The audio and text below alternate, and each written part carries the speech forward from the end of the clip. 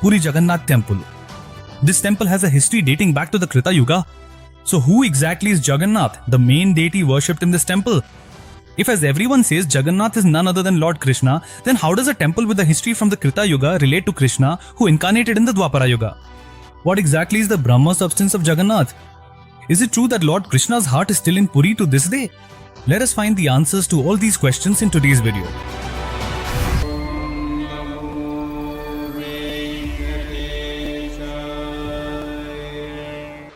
It is no exaggeration to say that every believer should visit Puri, the sacred place where Jagannath, the Lord of the universe, resides at least once in their lifetime.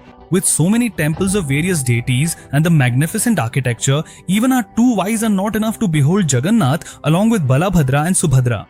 So when someone asks who this Jagannath is, all of us unanimously say that it is Lord Krishna. If that's the case, did this Jagannath appear here only after the Dwapara Yuga? No, that's not so. This temple has a history dating back to the Krita Yuga. The Puranas themselves stand as evidence for this. Yes, there is mention of this temple even in the Brahma, Narada and Skanda Puranas. Not just that, even in the Ramayana and Mahabharata, we hear the name of Puri Kshetra mentioned here and there. Though it sounds surprising, this is true. If you want to know all about these matters in detail, watch this video till the end. Long ago, in the Krita Yuga, there was a king named Indradyumna. His wife's name was Gandyuncha. They ruled their kingdom well and lived happily, providing good governance to their people. One day, Indradyumna, who had never known defeat, got the idea to build a temple for Lord Mahavishnu. No matter how good a person is, somewhere deep inside, there is always a bit of greed. In the same way, a small desire arose in this king's heart as well. That was, the temple he was about to build should be the most unique in the entire world. Indradyumna started thinking about what he could do to make his temple stand out. Just then, an idea struck him. In every temple, the deity is worshipped in the form of an idol. But he hoped that if, in his temple, the Lord himself appeared with hands and feet, then truly his temple would be unique in this world and his name would be remembered in history. But he began to wonder how he could bring the Lord to earth with hands and feet. While he was constantly thinking about Neelam Madhava and yearning for him, one night Lord Vishnu appeared to him in a dream and said, "I am present with hands and feet in the form of Neelam Madhava on the Neelachala mountain," and then disappeared. Indradyumna immediately got up and ordered his army to find out where the forest called Neelachala was and whether Neel Madhava was really there. He sent people in all four directions of his kingdom. In this way, he sent Vidyapati, who was the brother of the royal priest, in one direction. Vidyapati was a very clever person. He was also someone who could accomplish any task. All those sent by the king began searching the Neelachala forests, but nowhere could they find any forests called Neelachala. Whoever they asked said they did not know about the Neelachala forest, nor did they know who Neel Madhava was. With this, except for Vidyapati, the other three returned to the kingdom and clearly told the king that they could not accomplish the task assigned to them. Moreover, they said that such a dream might just be a coincidence and not real. But Indradyumna had immense faith in Vidyapati. He would wait for Vidyapati, believing that somehow he would find the whereabouts of Neel Madhava and return. Just as the king had expected, Vidyapati too did his best to find the way to Neelachala forests, searching every nook and corner along his path. At one point, Vidyapati came across such a dense forest that even a horse could not pass through it.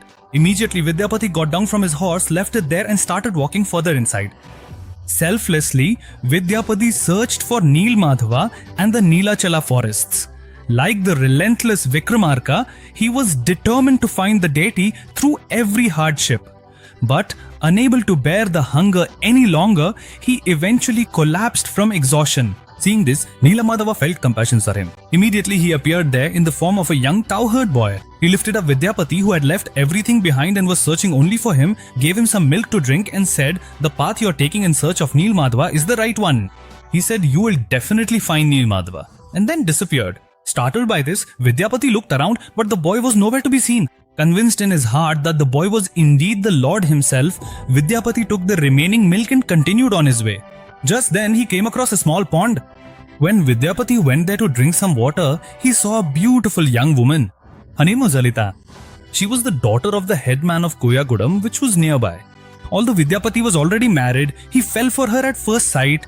However, without revealing her feelings to him, she took him to her home and introduced him to her father. In this way, Vidyapati stayed in that Koyagudam for a few days.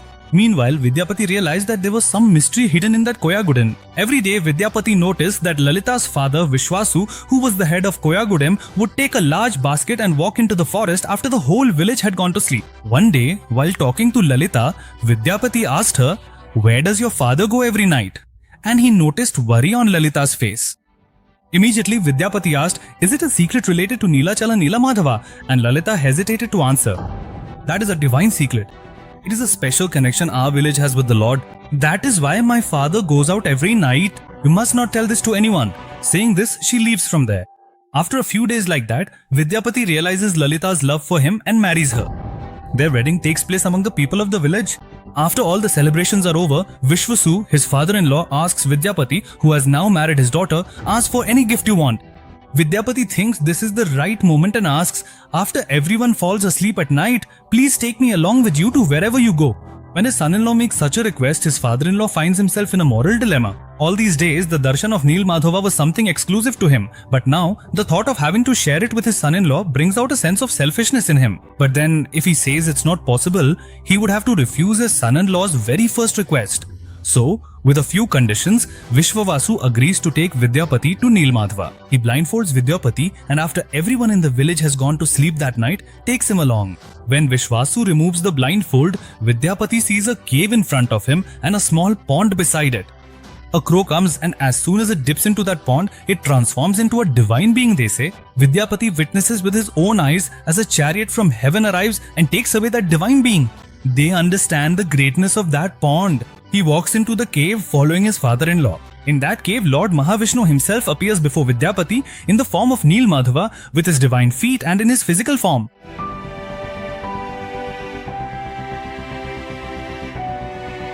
Vidyapati, who's completely absorbed after seeing the Lord with his own eyes, immediately has his eyes blindfolded by Vishwavasu. After some time, Vidyapati, having returned home, starts waiting for the rainy season. Because when his father-in-law was taking him with his eyes blindfolded, Vidyapati had tied up some mustard seeds and taken them along with him.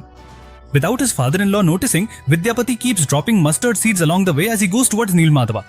Vidyapati's clever plan works out. As soon as the rains arrive, plants sprout from the mustard seeds. Those plants, with the yellow flowers, show Vidyapati the path to Neelamadhava. Vidyapati follows those plants and reaches the cave hidden in the Neelachala groves. There, he is overjoyed to see Neelamadhava. Immediately, Vidyapati goes to his hut, takes his wife along, goes to his in-laws and then starts his journey back towards King Indradumna's kingdom. As soon as he reaches the kingdom, he rushes to the king and narrates everything that happened. In the same way, the people of Koyagudam who live near the Neelachala groves are said to have formed a deep bond with Neelamadhava and do not allow anyone else to reach there. Hearing this, pride arises in the king. "I am the king of this kingdom. Can a small village in my own realm stop my army? Can it halt my efforts?" Saying this, the king sends his army towards the Neelachala groves. But Neelamadhava is not found in the cave that Vidyapati had mentioned. The cave and the water pot were all there, but since Neelamadhava was missing, the king thought that Vishwavasu, the head of the village, must have hidden the deity, so he unnecessarily imprisoned him and punished him. No matter how much he was beaten, Vishwavasu would only reply that he knew nothing. With this, the king became very disheartened. "I only wanted to build a temple. There is nothing wrong in that. Unlike all other temples, I wanted to build a special temple for you. I wish that you yourself would reside here in this form. I was eager to search for you. If you do not wish to come here, at least appear in my dream and tell me that you are residing in the Neelachala region. Please come near me, O Lord. Send." He prays to the Lord. Even after learning where Neelamadhava is in the Neelachala region and going there, when the Lord does not appear, Indradyumna's pride is greatly reduced.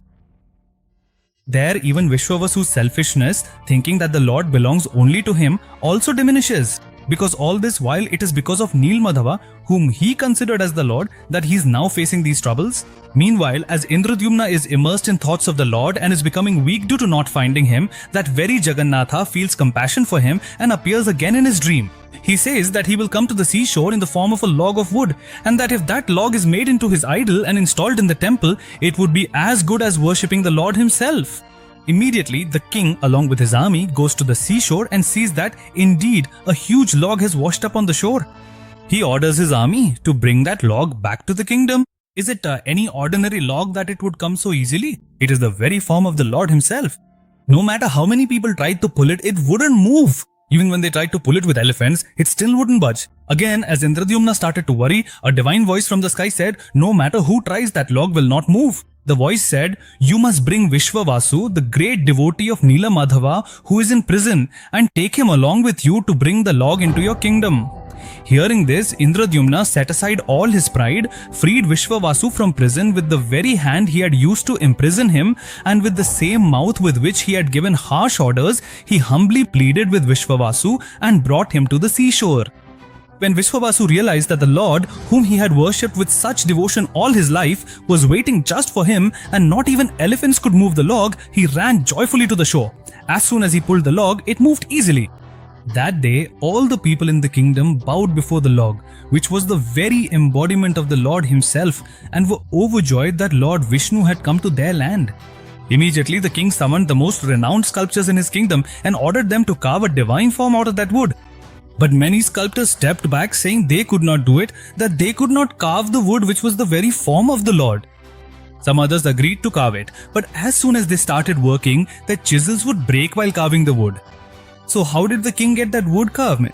So who actually carved it? What is the reason behind Jagannath's form being like that?